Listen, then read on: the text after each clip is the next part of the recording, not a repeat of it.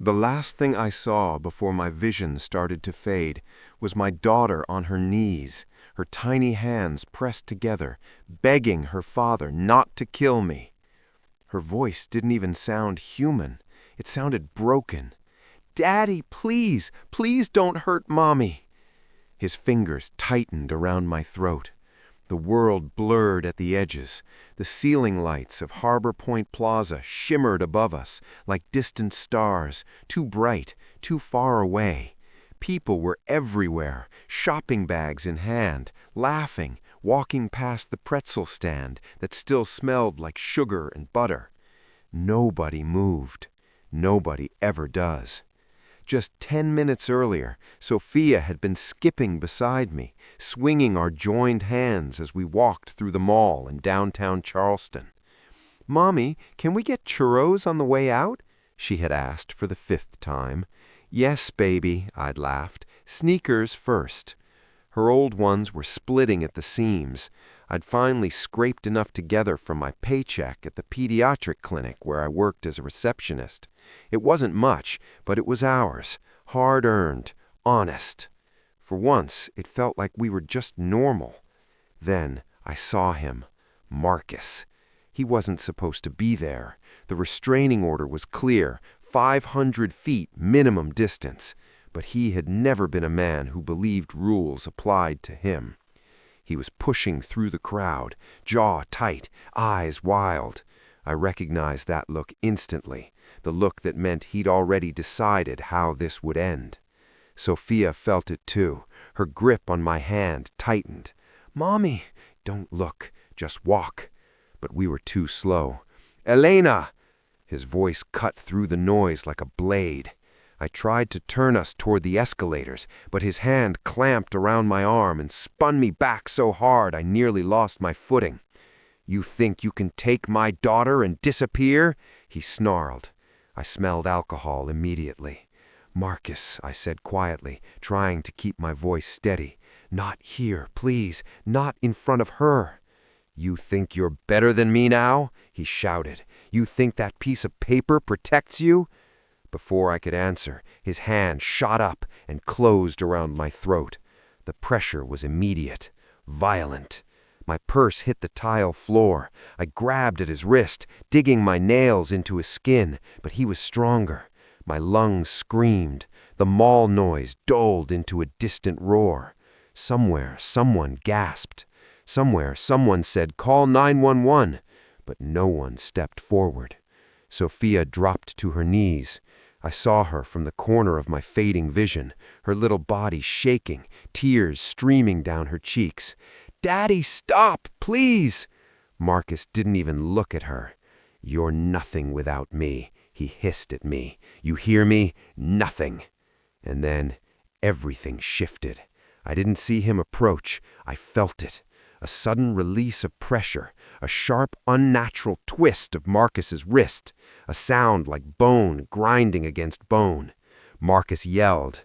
Air slammed back into my lungs as I stumbled backward, collapsing to my knees beside Sofia.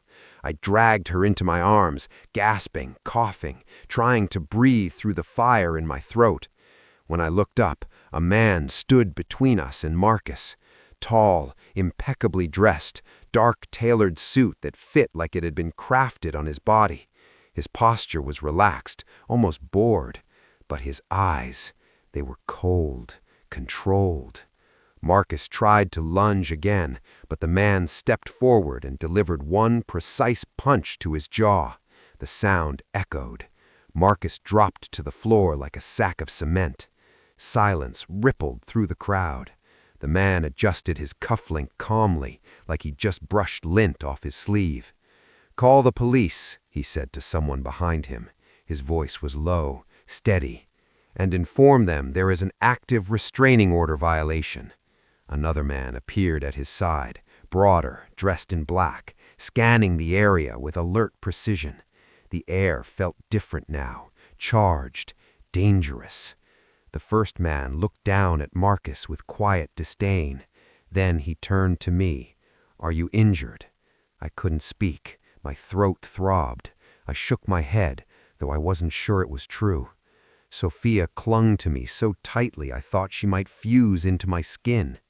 "You were very brave," he said gently to her, crouching to eye level. "Your mother is lucky to have you." Sofia sniffed and nodded. Security arrived, then police. Statements were taken. Marcus was arrested on the spot. Through it all, the stranger remained composed, answering questions with precise clarity. When everything finally settled, he walked us to my car. "I don't know how to thank you," I managed. "You don't need to," he said, "but you do need better protection. I have a restraining order." He held my gaze evenly. Paper doesn't stop determined men. He reached into his inner jacket pocket and handed me a simple, heavy card. Adrian Volkov, just a name and a number. "If he comes near you again, you call me directly." That night, my sister Camila sat across from me at my kitchen table, staring at the card. "Do you know who this is?" she asked. "No?"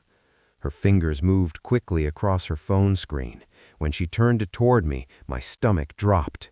Adrian Volkov, international real estate developer, owner of multiple luxury waterfront properties, political connections spanning 3 states, and beneath the polished headlines, quieter rumors, alleged ties to organized networks, unconfirmed influence in less legal ventures. "He's powerful," Camila said carefully, "like untouchable powerful." "He saved us," I said. "I know, I'm just saying, men like that don't move unless they choose to." 3 days later, I received a call from an unknown number.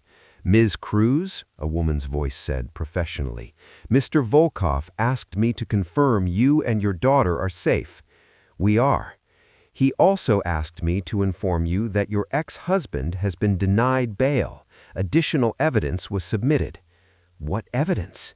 "Mall security footage was expedited to the district attorney." My chest tightened. He hadn't just intervened, he'd ensured consequences. 2 weeks later, Sofia and I were at the park when a sleek black car pulled to the curb. My body tensed automatically. Then Adrian stepped out. No suit this time, dark coat, open collar, still impeccable. "I hope I'm not intruding," he said. Sofia peeked from behind me. Her face lit up. "It's the man who helped you, Mommy." Adrian smiled faintly at her. "I wanted to make sure you were both all right." "We are, because of you." He nodded once. "Marcus won't be an immediate concern," he added. "His attorney advised him to accept a plea deal." Relief hit me so suddenly my knees almost buckled. He steadied me with one hand at my elbow, gentle, controlled. "Thank you," I whispered. "Have dinner with me," he said calmly. "You and Sofia, somewhere she'll enjoy." It wasn't a demand, it was an offering. I looked at my daughter, who was watching him with open curiosity instead of fear. "Okay," I said. For the first time since the mall, he smiled fully, and something inside me, something that had been clenched tight for years, loosened. That night at an upscale Mediterranean restaurant overlooking the harbor, I watched Adrian kneel beside Sofia as she proudly flipped grilled flatbread with tongs. "You're doing excellent work," he told her seriously. She beamed. Later, when she went to wash her hands, his tone shifted. "How are you really?" "I'm managing." "That's not what I asked." I swallowed. "I'm scared all the time." He didn't look surprised. "You won't always be." "You can't promise that." His gaze locked onto mine. "Yes," he said quietly, "I can." And somehow I believed him. 3 days later, my phone buzzed. A photo loaded slowly. Sofia, walking out of school that afternoon. Below it, a message. "Let's see how long he can protect you." My blood turned to ice. I called Adrian immediately. He answered on the first ring. Forwarded to me. "I'm scared." "Stay where you are," he said, his voice dangerously calm. "I am sending someone to you. Sofia will not be alone for 1 second." Within 20 minutes, a man in a dark coat arrived at my office. By the time I reached Sofia's school, 2 others were already positioned discreetly nearby. Adrian came to my apartment that evening. Marcus has been making calls, attempting to intimidate you through associates. Can the police stop it? Eventually. And until then, his jaw tightened slightly. I will handle it. The way he said it made my pulse stutter. Not rage, not emotion, certainty. He stepped closer. No one will touch you or your daughter again. His hand briefly lifted to my cheek, not possessive, protective. I promise. And for the first time since I left Marcus, I felt something stronger than fear. I felt shielded. But as Adrian walked away that night to take a phone call that turned his eyes cold and unreadable, Part 2. 3 days. That's how long I didn't hear from Adrian after he said he would handle it. 3 days of silence. No calls, no texts, nothing. The threats stopped, though. No more unknown numbers, no more strange cars parked across from my building, no more uneasy feeling walking Sofia to school. The world had gone quiet. And I didn't know if that should comfort me or terrify me. On the 3rd night, at 9:17 p.m., my phone rang. "Can I come over?" His voice sounded different, lower, tired. "Yes," I answered immediately. He arrived 10 minutes later, still composed, still immaculately dressed, but his knuckles were bruised. There was a faint split in the skin across one finger. "What happened?" I asked softly. "The men who were making calls," he said calmly, "won't be making them again." My stomach tightened. I didn't ask for details. Instead, I took his hand and led him to the kitchen. I wrapped ice in a towel and pressed it gently to his knuckles. "You don't have to do that," he murmured. "You've been protecting us for weeks," I replied. "Let me do something for you." He watched me carefully, like this kind of care was unfamiliar territory. "I'm not used to someone worrying about me," he admitted. "Well," I said quietly, "get used to it." That night we sat on the couch long after Sofia had gone to bed. He told me about the lonely parts of his life, not the powerful parts, not the dangerous ones, the empty house, the silence after losing his wife and daughter 8 years ago in a drunk driving accident. "I wasn't there," he said, staring at nothing. "I was in a meeting. By the time I got the call, it was already over." Something inside me shifted. He hadn't just saved us. He had been trying to save himself. 2 weeks later, I received notice about Marcus's sentencing hearing. I would have to give a victim impact statement. The thought of seeing him again made my hands shake. "I'm coming with you," Adrian said immediately when I told him. "You don't have to." "I know." The morning of the hearing, he arrived in a charcoal suit that looked sharp enough to cut glass. At the courthouse, I could feel him behind me like a wall, steady, unmovable. When Marcus was brought in, he looked thinner, angrier, but the moment his eyes landed on Adrian sitting behind me, something changed. Fear, real fear. When it was my turn to speak, my legs trembled, but I didn't falter. I described them all, Sofia on her knees, the nightmares that followed, the panic every time my phone buzzed. My voice shook, but I didn't break. The judge didn't deliberate long. 8 years in state prison, he ruled. Permanent restraining order upon release. 8 years. I could finally breathe. Outside the courthouse, I broke down. Adrian pulled me into his arms right there on the steps, and I let myself cry into his chest. "It's over," he said quietly. "He will never touch you again." And this time, I believed it. A month later, he asked me to dinner. "Just you," he clarified, "a real date." I hadn't been on a real date in years. When he picked me up, he looked at me like I was something precious. He took me to a rooftop restaurant overlooking the Charleston skyline. The entire place was empty. "You reserved the whole restaurant?" I asked. "It's mine," he replied simply. Of course it was. We talked about normal things at first, Sofia's therapy progress, my interest in going back to school. "You still want to become a dental hygienist?" he asked. "Yes," I admitted, "but it's expensive." "That's not what I asked." He leaned forward. "Is it what you want?" "Yes." He nodded slowly. Then his tone shifted. "I need you to understand something before this goes further." My heart skipped. "My world is complicated. I have influence, I have enemies. Being close to me means accepting that. I already feel safer with you than I ever did without you. That's not the same thing." "I don't care," I said softly. He studied me for a long moment. "I don't do temporary," he finally said. "If I step into your life fully, it's permanent." The air between us changed. "Are you asking me to choose you?" I whispered. "Yes. No hesitation, no games. Choose me knowing exactly who I am, knowing that I protect what's mine." Mine. The word should have scared me. Instead, it made me feel steady. "I choose you," I said. The relief that crossed his face was subtle, but real. He stood, walked around the table, and kissed me. Not rushed, not hesitant, certain. That night, he drove me to a quiet neighborhood lined with historic townhouses.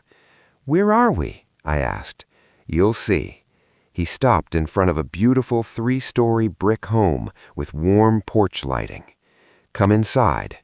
The moment I stepped in, my breath caught. Hardwood floors, wide windows, soft, neutral furniture, sunlight filtering through sheer curtains. It felt like peace. Upstairs, there were 3 bedrooms, one designed in my favorite colors, one filled with children's books and art supplies in Sofia's favorite shades of blue and yellow, and the third, a small office space. On the desk sat a folder. Inside was an acceptance letter to a dental hygienist certification program and a receipt, tuition paid in full. I turned to him, overwhelmed. "You did this?" He said simply. I listened. "You deserve a future built on more than survival." Tears streamed down my face. "This is too much." "It's not enough," he corrected softly. "You and Sofia deserve stability." I wrapped my arms around him. "I don't need time," I whispered. "I want this." "You're sure?" "I've never been more sure." 3 months later, we were fully moved in. Sofia thrived. She slept through the night. She laughed more. She called him Uncle Adrian at first. Then one day at the park, she tugged on his sleeve. "I wish you were my real dad," she said shyly. I saw his composure crack for half a second. He crouched down to her level. "I will always protect you like I am," he promised. That evening, he took me back to the same park bench where we'd first truly talked. He reached into his pocket and pulled out a small velvet box. "I'm not asking you to marry me yet," he said. "You're still building your life, but my intentions are permanent." Inside was a simple, elegant ring. "A promise," he said, sliding it onto my finger. "When you're ready, I'll ask properly." I looked at Sofia playing in the distance, at the house waiting for us, at the man who had stood between us and destruction without hesitation. I once thought love was about surviving someone. Now I understood. Love is about being safe enough to finally stop surviving. I was nearly destroyed by a man who claimed to love me, but I was rebuilt by a man who proved love is protection, consistency, and choice. And for the first time in my life, I wasn't afraid of what came next. If this story touched you even a little, hit subscribe so you don't miss the next one. Drop a comment with where you're watching from and tell me what moment hit you the hardest. Your support keeps these stories coming. See you in the next one.